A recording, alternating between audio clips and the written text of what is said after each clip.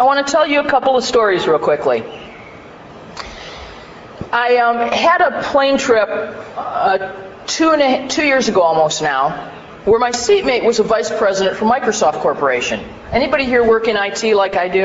Anybody? Okay. All right. So a few of us.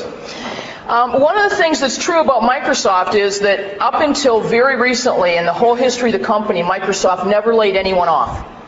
Never. If you went to work for Microsoft, you would have a job for life or you would be fired. Or you would leave. It's not that no one left, but they didn't do layoffs. They didn't downsize. They were a company that never downsized and steadily added people from the time that they were, a twinkle in 4 young men's eyes, one of whom, by the way, was the son of a Unitarian minister. Okay? And from that time until very recently, they never laid anyone off, ever. This vice president is sitting talking with me about what he's doing now in his life, and he's one of the Microsoft millionaires, so he's actually started to do less work there and is forming a foundation to support families of autistic children. And it's because he and his family struggle to support their son. And he said, I look around and I think, I can actually make something different for lots of people that don't have the time to do that. I can do that. That's what I'm going to do now. So we're talking about Microsoft in general and life in general, and he said, but I said, for me it's probably, it's an interesting time. And one of the things he had noted was that the culture of the company had changed. Now he's been there a long time, and he said, I think we're going to lay some people off soon. And I just kind of went, and I said, no. And he said, yeah. He said, we are. And I said, why? Is business bad? And he said, no. He said, but here's what happened. He said, we grew too fast. All of a sudden, we hired a bunch of people. He said, and we didn't have the culture to support bringing lots of new people in. He said, and here's how I knew. He said, all of a sudden, it used to be that you'd meet somebody on the campus, like it's 40 buildings in Redmond alone, and you say to them, tell me a bit about yourself, and they would tell you what project they were working on at Microsoft. He said, all of a sudden it changed. New people don't tell you what they're doing now. They tell you where they came from. So now they say, well, I used to be with Borland. I used to be with Adobe. I used to be with Sun, and this is what I did there. And he said, and I realized that I was seeing a pattern. We had never truly made them ours. Interesting. He already knew that not that far out, they were going to have to retrench and make some changes. I found the statement, we never truly made them ours, to be compelling. Second story. In the 1980s, my home congregation at that time was growing really fast. It's not now, but nothing in Michigan really is.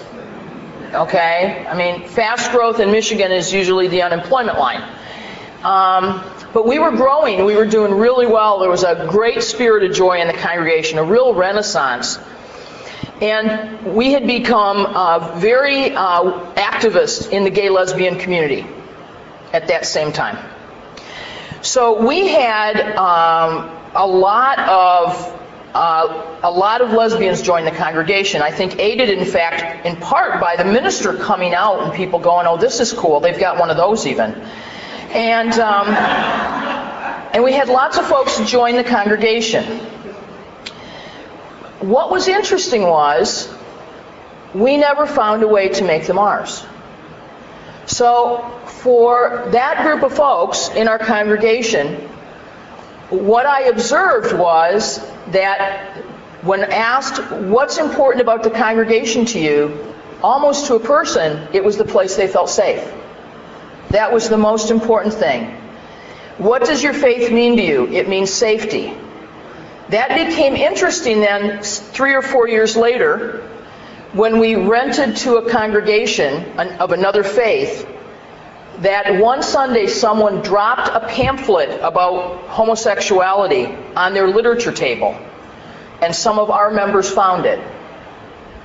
Now you would think we Unitarian Universalists could take a look, and there's a pamphlet there that says that gay people aren't all that good, and there's a special place reserved for them in their afterlife. And you could look at that and you could say, that's weird. There's this pamphlet here, and I don't like this being in my church. You would not think that this would be the occasion of a 2-year conflict.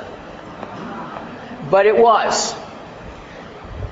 We had never made them ours. So for a group of folks within our congregation, it wasn't enough that the other congregation, it wasn't one of their brochures. Somebody else had dropped it off. It matched nothing else on their literature table. It wasn't enough that the church board valued the relationship they had with this renting congregation and the fact that we could help start small churches. It wasn't enough even that this small congregation had no stand on gays and lesbians. It wasn't enough that other people in the congregation wanted to hold these people in love, because they didn't know what that would be like.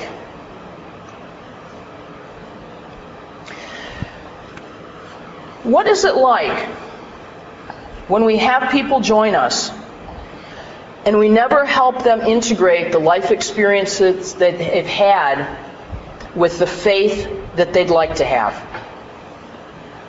What is it like when we have hundreds or thousands of people join our congregations for whom we mean something specific that is only a small piece of what we are? I would hope that in your congregation, your main mission is not to provide a place of safety that will never change.